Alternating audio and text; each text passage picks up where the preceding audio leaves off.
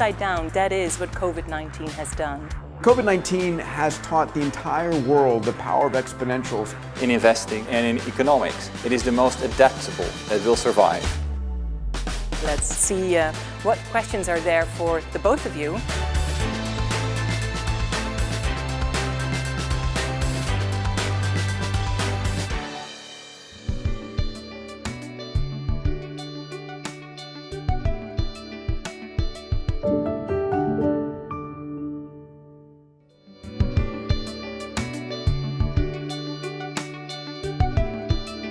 Hi, it's a pleasure to be here at the Upside Down event and to work with the team from NN Invest. Today, the world is global and exponential.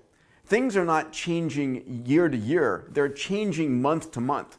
Something happens in China or India, you know about it seconds later. Your computers know about it microseconds later. When I think about how fast the world is changing from exponential technologies, it's the equivalent over the last 10 or 20 years as almost a disruptive asteroid striking the planet. In early 2020, this year, there was another asteroid that struck the planet, and that asteroid was the SARS-CoV-2, the COVID-19 pandemic. And that asteroid strike has caused so much rapid change that it truly is disrupting industry after industry after industry, and that's the way that I think about it. You know, COVID-19 has taught the entire world the power of exponentials, something that I've been working on teaching for decades now. So what does exponential growth feel like? What does it even mean? So all of us are linear thinkers. I have two 9-year-old boys and they're in a linear phase, as we all are. If you take 30 linear steps, 1, 2, 3, 4, 5, and 30 linear steps, you're 30 meters away. But if I ask you to take 30 exponential steps, where an exponential is a simple doubling, 1, 2, 4, 8, 16, 32, in 30 doublings, you're not 30 meters away. This is for the first time ever we are facing what I call a singular enemy. And as I'm looking around on science labs and hospitals and physicians' offices, there are thousands, perhaps tens of thousands of experiments ongoing right now that will bring a tsunami of solutions. We are transforming and reinventing everything. So if you, your company, what you invest in are focused on really transformation, this is an incredible time. Now, I teach about something I call the 6 Ds of exponential technologies, that whatever we digitize enters a period of slow, deceptive growth. But then all of a sudden, 30 doublings later, it's 1 billion times better, and it's disruptive. And ultimately, it dematerializes, demonetizes, and democratizes products and services. So what does that mean? Here we see it. 20 years later, all of these things fit in your pocket. They become ones and zeros. They're dematerialized. Right? This is why Radio Shack no longer exists. And when you dematerialize a product and service and it's ones and zeros, the cost of replicating it or transmitting it is effectively zero. So we're demonetizing all of these products and services. And ultimately, because they can be sent anywhere, we're democratizing them. We've all been living on Zoom fatigue. And just check this out, right? From December, going from 10 million actual daily users to 300 million daily users. It's a $47 billion market cap. And what it's done is digitize, dematerialize, and demonetize travel. So Zoom today is worth more than the next 7 largest airlines around the world. We have a meta trend of increasing human-robot collaboration. So we're about to see a whole new generation of delivery robots. This is Starship, that is deploying across college campuses, but these robots are going to be delivering your meals from your local restaurants to your doorstep, especially under the restrictions of COVID-19. We have a whole series of drone delivery services coming as well. But besides these robots, here's another robot. Boston Dynamics is an incredible company. It's now owned by Masa-san at SoftBank, used to be owned by Google. Started by an MIT professor who's brilliant, Dr. Mark Rabert.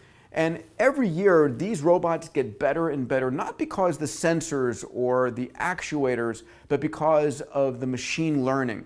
that helps them act and behave more human. What if you could actually beam yourself in to a robotic avatar? So imagine in the future, I'm not coming to you digitally like this, but instead there's a robot that looks like me walking around in your offices or in your living room, and I'm able to put on a pair of VR goggles and a haptic suit and inhabit that robot. Come over and shake your hand, come over and look around. If I'm a doctor, I'm able to do a medical exam. If I'm a disaster relief worker, I can go and help someone that needs help. Today, there are 20 gene therapy treatments that are approved by the FDA and 400 trials going on. And what a gene therapy treatment, it's nothing less than magical, where you take a virus vector, and this is a friendly virus that you've tamed, and you take the correct gene that a person might be missing, or the need for an extra copy of that gene, you put it into the virus, and the virus is injected into the body, and it goes to the right cells, the muscle cells, the kidney cells, the blood cells, whatever it might be, and injects the proper copy into your body. So gene therapy is extraordinary. AI is going to change things so rapidly that many of us are not ready for it. So I want to give you my thoughts. There are going to be two kinds of companies at the end of this decade. Those that are fully using AI and those that are out of business. Here are some of the predictions. AI-driven companies will take $1.2 trillion from competitors this year in 2020. Let's take a look at 2021. AI is going to generate $2.9 trillion in business value and recover 6.2 billion hours of worker productivity by 2021. And then finally, by 2030, we're going to see the economy grow by $15 trillion based upon AI. I truly believe that the world's biggest problems, the world's biggest business opportunities, entrepreneurs today more than ever are looking to solve these challenges and these problems. What an inspiring talk by Peter Diamandis. I hope you enjoyed it as much as I did.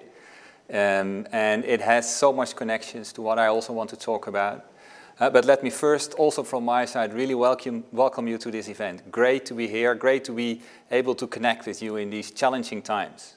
One of the first things that I would really like to touch upon, which also links to what Peter was saying about the dramatic pace of change that is unfolding on the back of COVID and on many technological forces, also climate forces, is that it is really crucial to understand that this COVID-19 crisis exposed not only fragility in how we organize our economies and societies, our personal lives, but also pointed out again how fragile some of the assumptions are underneath our economic and finance theory.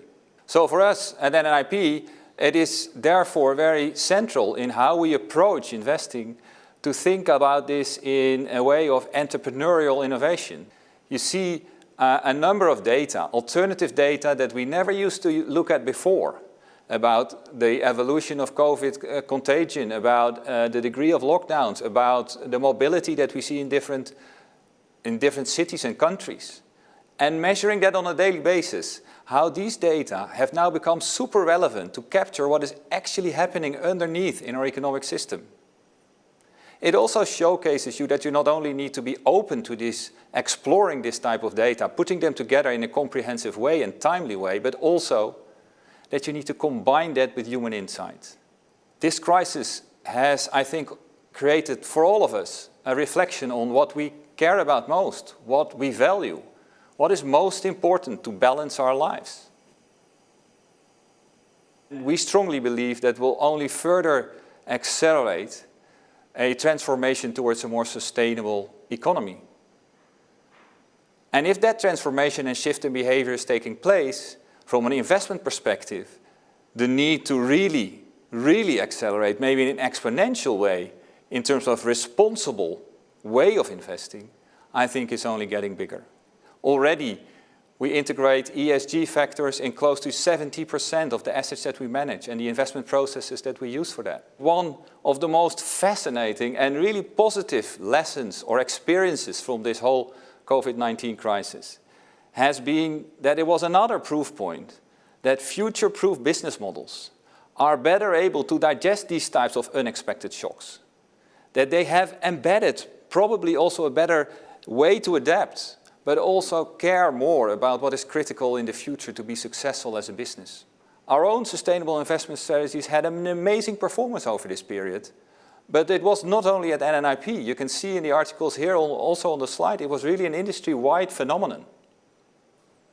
And the positive thing about that is that it clearly underscores that a sustainable approach to investing can coincide very well with also creating attractive returns. So what we're seeing is that capital is really being put to work more than ever to accelerate that sustainable transformation of the underlying economy.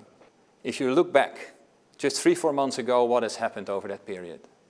We started the year with sort of ignorance about it. We knew about the contagion in China, but still felt it was not a global phenomenon. Then we realized and panicked in March, and markets tanked at an unprecedented pace, much faster even than in 2008. And also keeping up with the pace was the response of policymakers in the third phase. Unprecedented both in size, in scope, both monetary and fiscal, and pace of execution. And thereafter, in the recent weeks, sort of a sweet spot where that policy impetus is still there, but also the lockdowns are being eased. The blockers for future growth and a recovery are being eased. And now we are all wondering, what's next? You know, we're really seeing unexpected things. And it comes back to what I think is central also to my thinking about how markets evolve. You have to always expect the unexpected. Who had expected that unemployment would jump to such a degree? Not once or twice or 3 times as much as we've seen in the past. But in the US, jobless claims, weekly unemployment claims jumped more than 10 times as much as they did in 2008 in the biggest economic crisis that we have experienced in our careers. And despite that massive impact on the economy, what did we see after the correction in financial markets? We actually saw an amazing rally, especially in equity markets, where in April we had the strongest rebound since 1987 in 1 month's time in global equity markets. So when we think about the reality around us, we also have to be honest, and we have to acknowledge that there's only a few things that we know. Yes, government debt will be higher than we've ever seen and accelerate sharply. And monetary policymakers will accommodate like never before, not only in the US and Europe, but in almost any country in the world, including emerging markets. But the critical elements to determine how the future will evolve and where opportunities will be seen are very unknown. What will happen to the growth scenario in the long term? Will we basically see a Japanification at a global scale of secular stagnation, very low growth, and thereby very limited investment opportunities, or at least less opportunities? Or will we actually see an enormous acceleration in growth on the back of the shock that this generates in a positive sense, and all the innovation that is coming from it? And finally an acceleration in productivity growth like we saw in the 1990s. And then on the back of that, this enormous amount of new investment opportunities, and thereby probably very attractive investment returns. Both scenarios seem plausible, but it's very uncertain which way the future will tilt. At NNIP, we really have the ambition to basically show and lead how you can best manage and digest uncertainty. And one of the key principles for us is that we don't believe we can do it on our own, and we really want to do that together with you. And one of the things I think we all need to take into account when participating in this exercise is that no matter where we are going, we still always need to expect the unexpected.